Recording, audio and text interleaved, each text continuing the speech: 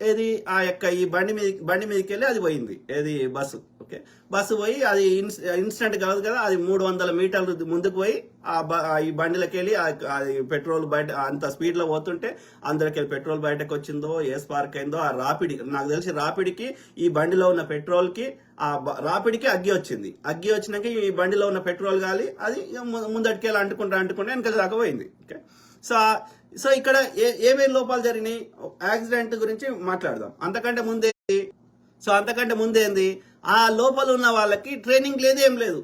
ఇప్పుడు ఇట్లాంటి అనుకోని సంఘటనలు జరిగితే అది లొందల పడ్డా, చెరువుల పడ్డా, లేకపోతే బస్సు అగ్ని ప్రమాదం జరిగినా వాళ్ళు ఎట్లా బయటకు రావాలి అనేది వాళ్ళకి ఇప్పుడు విమానం లెక్కితే చెప్తారు కదా, ఇదర్ సే ఉతర్నా హై, ఇదర్ ఎగ్జిట్ హై, ఇదర్ ఉదర్ హై అని చెప్తారు కదా.